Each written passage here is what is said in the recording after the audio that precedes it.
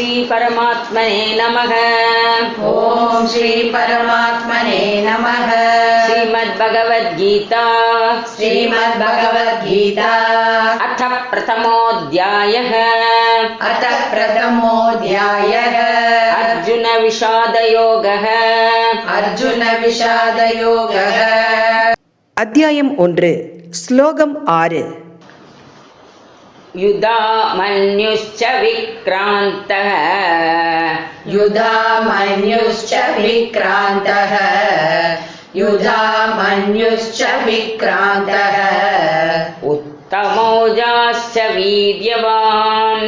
उत्तमौजाश्च वीर्यवान्।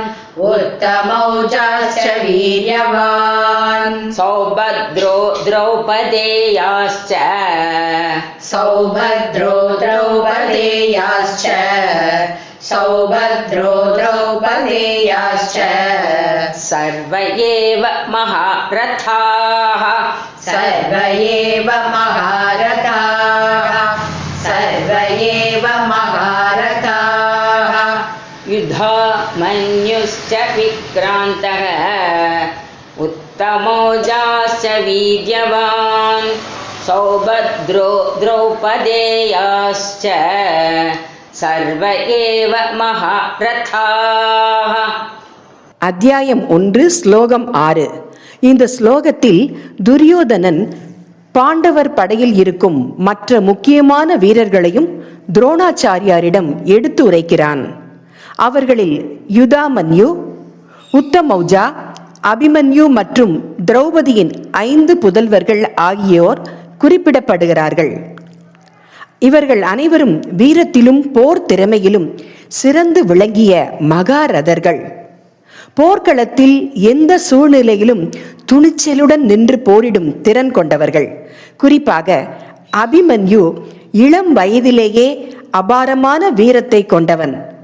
பின்னர் குருட்சேத்திர போரில் அவன் காட்டிய தியாகமும் வீரமும் வரலாற்றில் அழியாத இடத்தை பெற்றுள்ளது.